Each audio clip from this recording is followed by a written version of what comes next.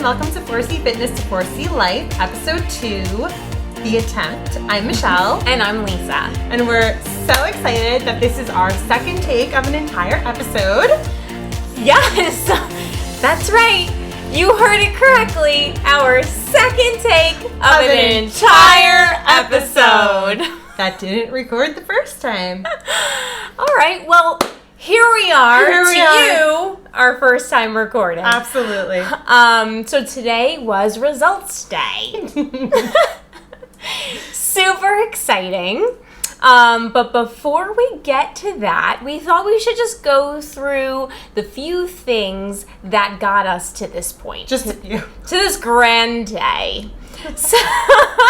So you do all your prep work, you find your doctor, you find your donor, etc., which we'll talk about in a future episode, promise. And you decide around when you want to start. Right. And as you learned last episode, the decision was based on zodiac signs and COVID. Everyone has a preference, or some people have no preferences at all. So, Michelle. We're just silly. But once you decide it's time to start, the first step, obviously, is to get your period. Sorry, guys. But literally, it's day one of your cycle. Full flow, TMI, and Flo is here to visit and stay, and you call your doctor. And with that, you go in for blood work on either day 2 or 3. For us, it was always day 2. And then you are told when to start either letrozole or Clomid. Differences there are based on you and the doctor's preference. I believe with Clomid, you tend to potentially drop more eggs. And the doctor had said that considering I had PCOS, letrozole was definitely the better route to go. Less risk of multiples, even though, full disclosure, I fully was hoping for twins. So anyway, letrozole was the choice for me. 5 consecutive nights, you take that. They suggest you take it before bed, and then you don't really feel any side effects, and I luckily didn't. So that all went very well. Thankfully, yes. No side effects. So now you've got day 1 of your cycle, day 2 or 3 blood work, 5 nights of letrozole, and then once you finish letrozole, 1 to 3 days later, you go in for a sonogram. And from there, what the doctor wants to see is how your follicles are developing. Now, full disclosure, we are not experts. We do not claim to be experts. That's right. This is fully our experience. This is our doctor's journey and path for us. So we just figured as regular people who went through it, it would be super helpful for people to hear. So that was the journey for us. I went in for my sonogram. Yes. And everything looked great. And he sees how the follicles are growing. I had one on each side. One was like 13. One was 15 centimeters. Just hanging out. And he was like, oh, low risk of twins. And I was like, bummer. So from there, you actually need to trigger ovulation. Right. So there's 2 ways to do it. There is the stomach shot or there's the rear shot. Now, because I've lost a lot of weight, many of you know that, I do have a lot of extra skin on my stomach, and so I wasn't quite sure that I would really get the dose that I needed to get. So I did ask the nurse if there was another way, and she was like, actually, you can do in your tush. Right. So that was the route that we chose to go. She thought it was a great, call out and was really going to guarantee that, I got the full dose that I needed to trigger ovulation. Right. So for some, you have to do the shot at home yourself. So that was our path and journey. We've heard that other people get it done in an office by an actual nurse, but I had the opportunity of being able to be a part of this process in some way, not just in decision making, but to contribute medically somehow to this process. And so I gave Michelle her shot, which so Nurse Amy set up a little bullseye right in the on the glute muscle area for me to be able to kind of have an idea of what I was supposed to do here. She showed me in the office how to work the syringe, which was a little nerve-wracking for me because the last thing that anyone wants to do is not do it right, especially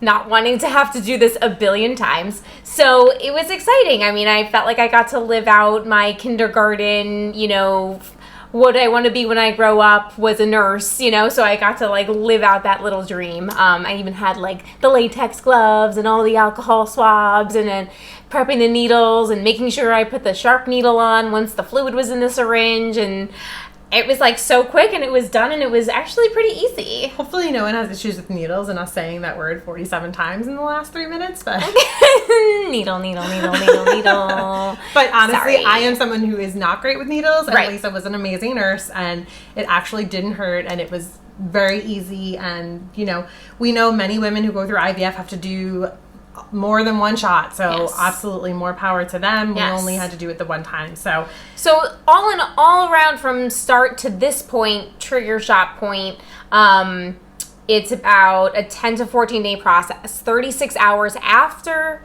the trigger shot is your IUI. So that's like the very exciting day. So you get to the doctor an hour before your like actual appointment.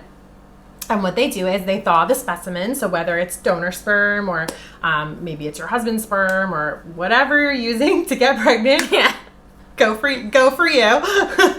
So they thaw that, and it takes about like 45 minutes to an hour. So you just show face because they don't want to thaw it, and then you don't show up, and then you lose a vial. So we had a lovely morning. We obviously showed up. They started the thaw. We parked the car. We got a Starbucks. We walked to the Circle in the Square Theater where we met. It was really nice, really ceremonial, which is very much like us. We didn't even plan it. We didn't plan it at all, but it just just happened. It worked out really nicely. Perfect. So then we go up to the doctor, and pretty quickly they called us in.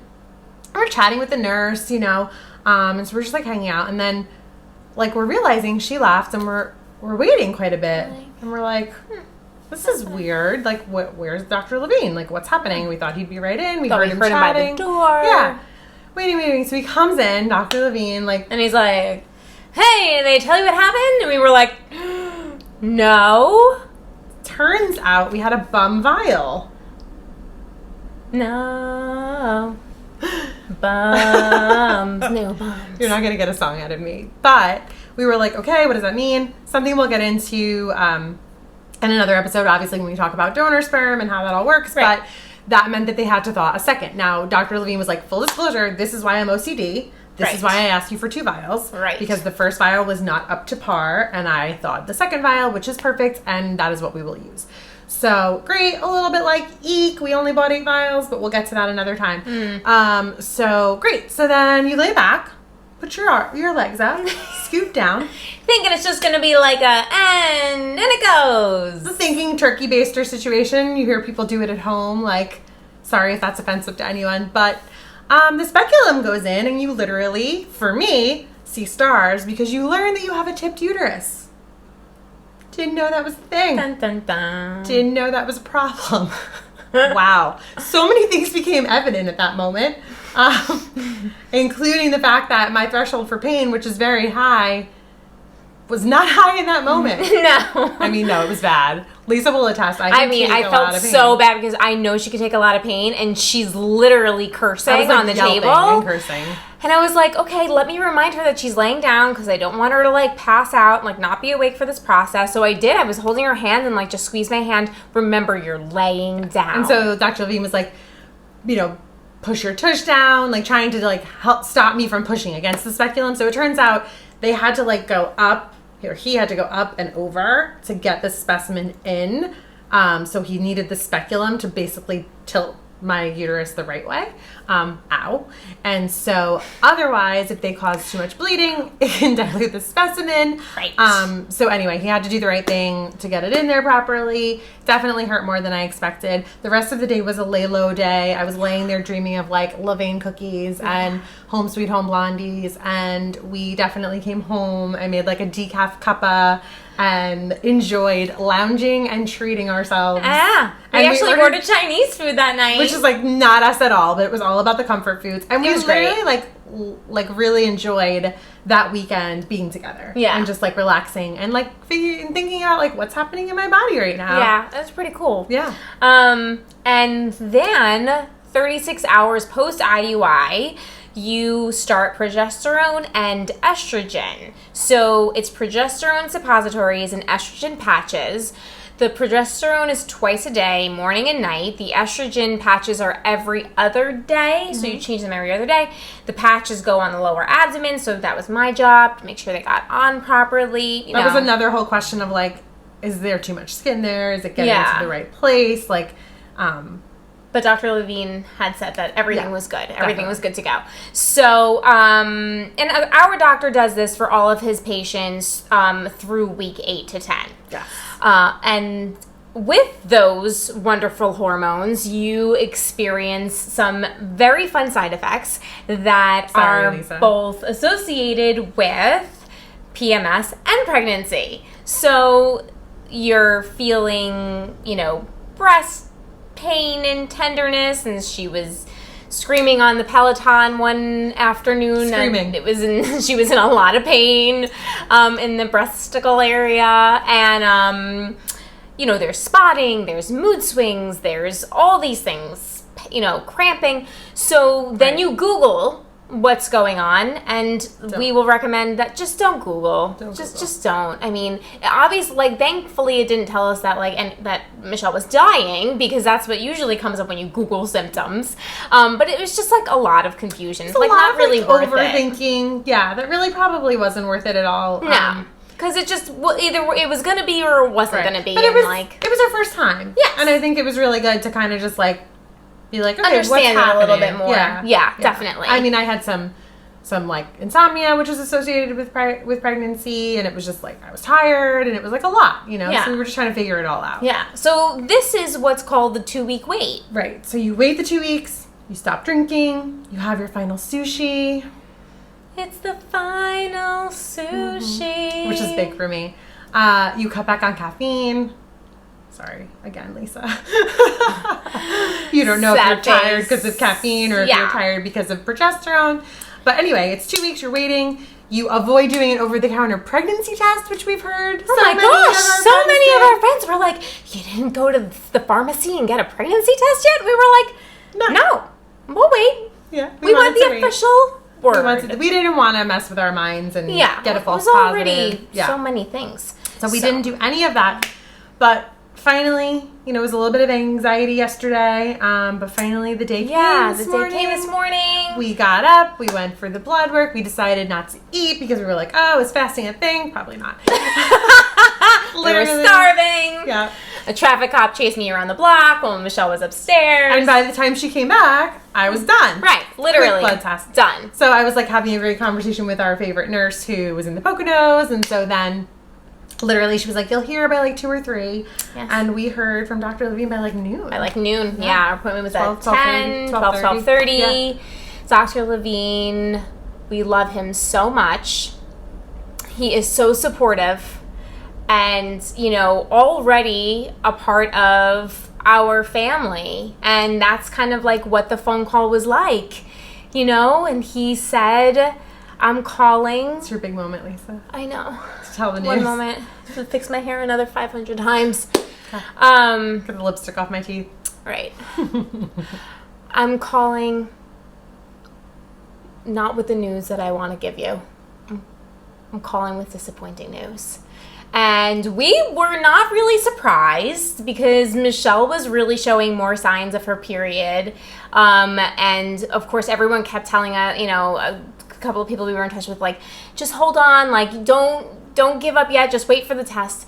And he was, he was disappointed. He was probably more disappointed than us because I did start to think, I don't really know about this time. Yeah, but he's so confident and he has such a great track record, even on first tries.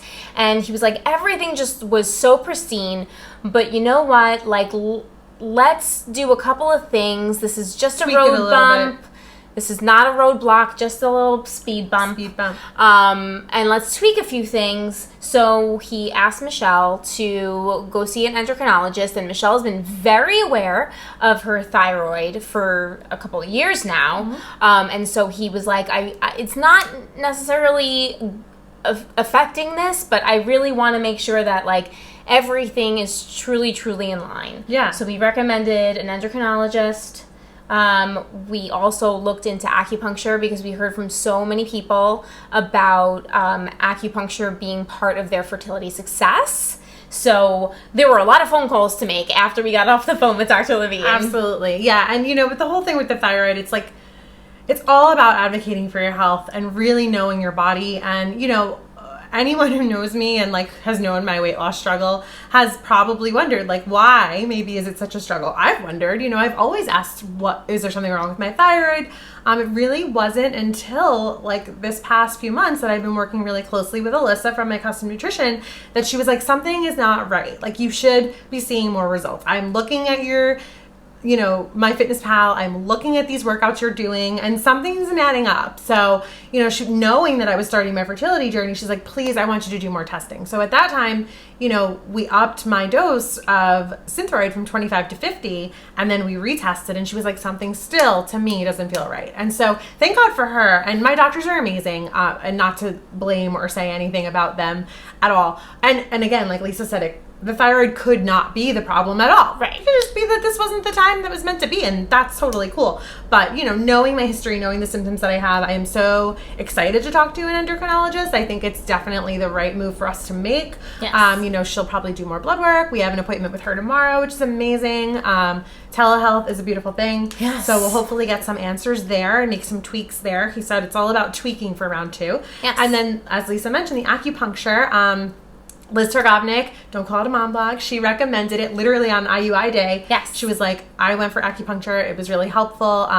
Charlotte from Roots and Honey, she was so sweet. She sent us an email this week and was like, here are some great suggestions. Here's a nice article. I'm telling you, acupuncture I highly recommend. So I was like, great. So I wanted to go to someone reputable and I decided to go back to Oak Point in Astoria, which is where we used to live and where I used to go. And Dimitri used to treat me. He like cured my TMJ.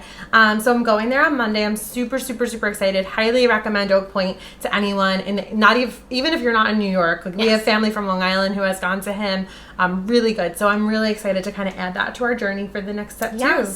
Yeah, so we have a lot of things coming up. A lot of appointments to get to between, getting our donor sperm from California Cryo over to CCRM again and, more appointments with Dr. Levine, the endocrinologist, the acupuncture, and also wanting, Michelle has been wanting to find a therapist again because these are like big life things, and we're still in the middle of a pandemic. So there's that. Right. I see a therapist still regularly, mental health, physical health, overall body wellness, super important no matter what time it is for you in life, just to help you stay regulated because the world is a crazy place. It's such a stigma to talk about mental health and therapy. And, for me, it's not necessarily like, a concern. It's really just like a great sounding board and someone who can just kind of help you in a life transition. I was looking pre-COVID for someone because I feel like, bringing a new human being into your world and family is a big deal. And so having some support through that, I think considering Lisa and I have had 20 years of just us, will be super helpful. So I'm looking for that. And we really want to be open and honest and not make that something that's taboo to talk about and, give other people that support. Like you're going through this, you're going through something, talk to someone. So that's on our list. Plus we have some fun things coming up. Yes. It'll be my birthday, which we have a little getaway plan. So like that's a little bit of like oh my God, we're gonna have appointments and a getaway and all this other stuff. And I have a large work event on my birthday. So that's a little bit of a stress, but I did advocate, I talked to a couple of my colleagues today and I was like, listen, I might need some support. That's big for me. Like I am a perfectionist and a really hard worker, but to know that like we're going through something right now that I might need a little bit of like extra support at work because of all the things I have to, do now. Right. And I got that support, which is amazing. So, once I map it out and we see what we need, I'm really excited. But I have to say, like, we did what we do. Like, we're fighters. Like, give me adversity and I will rise to the occasion. Literally today, after we got the call, I stood up and I'm like, okay, like, what's next? Who do we have to call? What do we have to do? Like, that's me. Yeah. Like, let's just do this. And, we really give so much credit to all the women and men, the couples out there of all kinds who have been through this with success, but with also a lot of failure leading up to that success. And however you come about with your family, it's a journey for everyone. And we have so many couples in our lives who have gone through this and who have had a difficult time. And we've been thinking about all of them throughout this whole process. And we just really want to give you guys a shout out. Like, you are part of our strength and support. And we've heard from so many of you, and also from so many people in our circle who are starting families of their own in the LGBT community, single women who are deciding to go for it on their own. Like, we're so excited to be able to share our journey with you and hear from you and go through it together. So it's really been a wonderful, wonderful experience. It really has. And so we're not sharing the positive news today, but we are sharing positive news. We had our first try. We know what to expect. Right. We're going to tweak things, and hopefully next time we'll come back with good news. But there is a silver lining of excitement for me. I know that it was a potential for an Aries, which would have been amazing and would have potentially been due on my dad's birthday, which was also very special. Right. But now I get to potentially have a baby Taurus. And anyone who knows, number one, I fell in love with a Taurus 20 years ago. Literally all of my best friends have always been Tauruses. So many. All the Tauri. You guys are literally amazing. I have always collected them. You are amazing. You guys. You Tauri. That would be even better if I had Taurus twins, because we know all about those. And who knows, maybe I will bring you a Leo child. And then we'll be a crazy home full of lions and bulls. Large animals. And everyone should just go running for the hills. Yeah. So I know in our last episode we mentioned all the things we did leading up to this, right? Got my PCOS under control. Got some stuff with my thyroid we thought under control. But it just goes to show you, like, we're still in this journey, right? Things need to be tweaked. Like, if you're thinking about it or if you're in the process, you know, start seeing your doctor, start making sure everything looks good, because when you're ready to start, there could still be a few little adjustments that need to be made. And then we spoke to a friend today who was literally like, everything looked perfect for me. Yeah, they monitored my thyroid, but there was literally no reason why it took me so many times. Yeah. And it just is what it is. And, you know, she has a beautiful family now. And so, you know, we're really lucky to be on this journey. We're really lucky to have heard from all of you. We're sending so much love and support to everyone else who's going through this.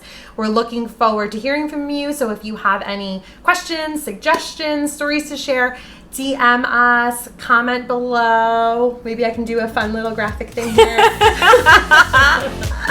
And we are excited for more topics to share coming up. Yes. So thank you so much for joining us. You are all amazing. And we appreciate all of your support, and we're really looking forward to some future episodes. Hey, thanks everyone. See you soon. Bye.